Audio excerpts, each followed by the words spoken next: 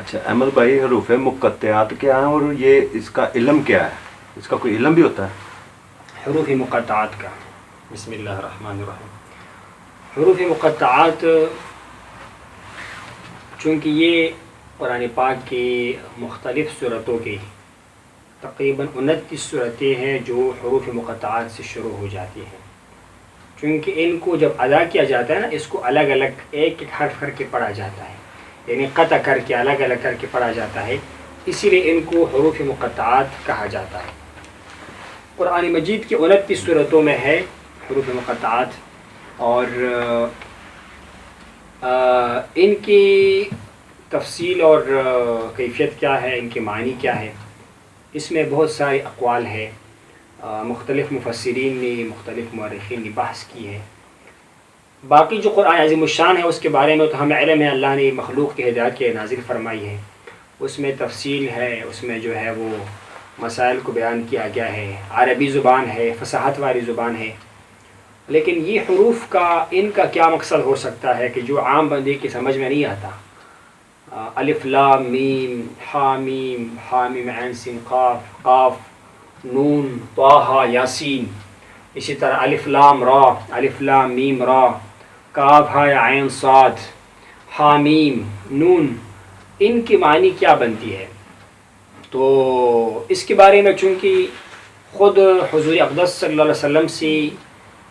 کوئی چیز منقول نہیں ہے صراحت کے ساتھ کہ اس کا یہ معنی ہے، تو اسی لیے اس کے بارے میں قطعی طور پر کچھ کہنا مشکل ہے. کیونکہ حضور نے باقی مسائل کے بارے میں تو ارشاد فرمایا،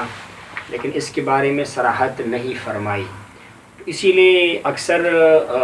مفسرین کا یہ خیال ہے کہ اس کا علم اللہ تبارک و تعالیٰ کے پاس ہے حروف مقطعات کا، اور ہو سکتا ہے اللہ نے اس کا علم اپنے حبیب کو بھی دیا ہوا ہو، اور حبیب کو دیا بھی ہوگا اسی لیے کہ اللہ تعالیٰ نے یہ قرآن حضور پر نازل فرمائی ہے. اس میں تبیان لکل شیء ہے، اور اس کا علم مخلوق میں جس کے پاس ہو سکتا ہے تو وہ اللہ کے حبیب جناب محمد مصطفیٰ صلی اللہ علیہ وسلم کی ذات گرامی ہے. باقی اس کے معنی کیا ہے، کچھ محدثین و مفسرین اس طرف گئے ہے کہ یہ صورتوں کے نام کے لیے ہے، یعنی کچھ صورتوں کے نام اس سے منسوب ہیں، جس طرح سورہ طٰ ہے، سورہ یاسین ہے، یا جس طرح کی جو ہے وہ سورہ صاد ہو گیا، سورہ قاف ہو گیا. تو اسی لیے یہ صورتوں کے نام کے لیے اس کا ایک مقصد یہ ہو سکتا ہے. ایک قول جناب شاہ ولی اللہ رحمہ اللہ نے نقل کیا ہے کہ یہ پچھلی صورت سے فرق کے لیے آیا ہوا ہے، یعنی پچھلی صورت میں کیا ہے یہ بیچ میں لایا گیا تاکہ فرق واقع ہو جائے. لیکن اس کے بارے میں پھر یہ کہا جا سکتا ہے کہ پھر تمام صورتوں میں کیوں نہیں آیا، یہ تو صرف 29 صورتوں کے اندر ہے نا. تو اسی لیے اور جو آباد کو بھی ذکر کیا گیا ہے اس میں ایک یہ ہے کہ اس سے جو ہے کچھ مخصوص اشاریے ہیں، کچھ مخصوص اشارات ہیں جو اللہ تبارک و تعالیٰ اور اس کے حبیب کی علم میں ہے. جب بھی بندہ اس آیت کو پڑھے گا، حروف مقطعات کو پڑھے گا، تو وہ کہے گا کہ اس کا معنی اللہ کو معلوم ہے اور اللہ کے رسول کو معلوم ہے صلی اللہ علیہ وسلم. باقی عام مخلوقات کے لیے یہ ہے کہ اگرچہ کچھ اللہ کے خاص بندی اولیاء کرام کے بارے میں اس طرح کے اقوال ہے کہ اللہ نے ان کو بھی علم عطا کیا ہوا ہے حضور کی وراثت کی وجہ سے، یعنی ایک بندہ جب تزکیہ تصفیہ حاصل کرے، اللہ کی طرف سے ان پر علوم وارد ہو جائے، تو اس بات کا امکان ہے کہ اللہ تعالیٰ اس کو کچھ خاص علوم عطا فرمائے حضور کی نیابت میں. تو یہ حروف مقطعات کا علم بھی اللہ تعالیٰ چاہے تو بندوں میں کسی کو عطا فرما سکتا ہے، لیکن بہت احتمالات ہے، تعویلات ہے. اصل بات وہی ہے کہ اس کا علم اللہ تبارک و تعالیٰ کے پاس اور اس کے حبیب کے پاس ہے اللہ کی عطا کے ساتھ. تو چونکہ بار بار آئے ہیں قرآن مجید میں، 29 صورتوں کے آغاز میں ہے، اور کچھ جو یہ ایک عجیب سا اس میں ایک جو ہے اشاریہ ہے کہ ان میں جو تقریباً 24-25 جگہ پر جو حروف مقطعات آئے ہیں اس کے فوراً بعد قرآن مجید کی تعریف بیان کیا گیا ہے. اللہ نے اپنے کلام کا ذکر فرمایا ہوا ہے کہ میرا یہ کلام حامیم والکتاب المبین، حامیم والکتاب المبین. اسی طرح الف لام را تلک آیات الکتاب، اس طرح قرآن کا ذکر اس کے بعد آ جاتا ہے. تو اس سے یہ معلوم ہوتا ہے کہ ان کا قرآن کے ساتھ ایک خاص تعلق ہے، اور شاید ان حروف میں بھی قرآن ہی کا کوئی ذکر ہوا ہے. تو باقی تعویلات تو بہت سارے ہیں، جس طرح سورہ طٰہٰ کے بارے میں ہے کہ اس میں اس سے حضور کا ایک نام مراد ہے، سورہ یاسین کے بارے میں کہ یہ بھی حضور کا نام ہے، لیکن مختلف تفاسیر ہے۔ اور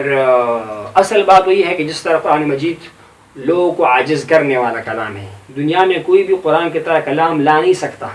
قرآن نے چیلنج کیا کسی کے پاس طاقت ہے قرآن کی طرح کا ایک آیت پیش کرے۔ اس وقت چونکہ فصاحت کا دور تھا، شاعری کا دور تھا، بلاغت کا دور تھا، زبان کا دور تھا، قرآن نے چیلنج کیا عرب اس کے لسان لانے سے قاصر رہے۔ یہ بھی قرآن کا ایک معجزہ ہے، بڑا اچھوتا انداز ہے، منفرد انداز ہے کہ صورتوں کے آغاز میں صاد، قاف، نون، حامیم، طٰہٰ، یاسین کو لایا گیا، جس کے معنی کسی عام بندے کے فہم میں نہیں تھا، لیکن بذات خود ایک حسن بن گیا،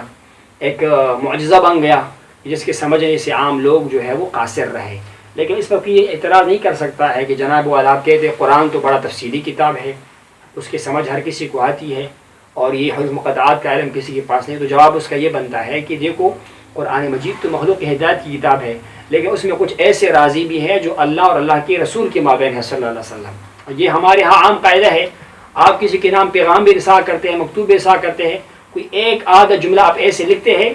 اشاریے میں یا ایک خاص جس کو کوڈ ورڈ کہتے ہیں، جو صرف ایک خاص بندے کو اس کی پہچان ہوتی ہے، باقی بندوں کو اس کے بارے میں علم نہیں ہوتا۔ تو حروف مقطعات بھی ان میں سے ہے کہ جس کا علم اللہ کو ہے اور اللہ کے رسول کو ہے صلی اللہ علیہ وسلم۔ اصل عقیدہ یہ ہے کہ اس کا علم اللہ کے پاس ہے اور اللہ کے رسول کے پاس ہے، باقی یہ ہے کہ یہ اللہ تعالیٰ کا معجز کلام ہے، لوگوں کو عاجز کرنے والا ہے، اور اس میں سے ایک نمونہ جو ہے وہ کیا ہے، میں نے کچھ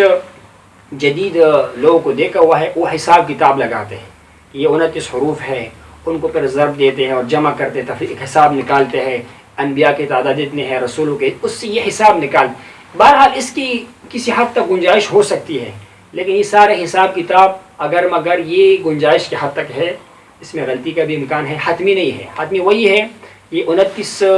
جگہ پر جو حروف مقطعات آئے، اس کا علم اللہ تبارک و تعالیٰ کے پاس ہے، ہم نے پڑھنا ہے، ہمیں اللہ اجر عطا فرمائے گا۔ حدیث مبارکہ میں آپ الف لام میم پڑھو، آپ کو اللہ تعالیٰ ہر حرف کے بدلے میں 10 نیکیوں کا ثواب عطا فرمائے گا۔ آپ الف پڑھیں گے 10 نیکیاں، لام پڑھو گے 10 نیکیاں، میم پڑھو گے 10 نیکیاں، تو ایک الف لام میم پڑھنے سے جو کہ حروف مقطعات، اللہ تعالیٰ بندے کو 30 نیکیوں کا اور 30 اجر و ثواب عطا فرما دیتا ہے۔ تو اس میں ثواب ہے، اجر ہے، علم اس کا اللہ تعالیٰ کے پاس ہے۔ ہمیں ان چیزوں کے پیچھے پڑھنا چاہیے کہ جس کے بارے میں ہمیں کوئی زیادہ آئیڈیا ہو کہ یہ ہمیں اس کا علم مل سکتا ہے کوشش کرنے سے۔ اس کے بارے میں بڑے مفسرین نے سکوت اختیار کیا ہوا ہے، بڑے محدثین نے، بڑے اللہ والوں نے، تو ہمیں بھی یہ پڑھنا چاہیے، اور اس کے در پہ زیادہ سے زیادہ ہونے کے بجائے ہم جو اس کے بعد فرمان ہوتا ہے نا، اس پر ہمیں زیادہ توجہ دیں۔ اللہ ہمیں عمل کی توفیق نصیب فرمائے، آمین۔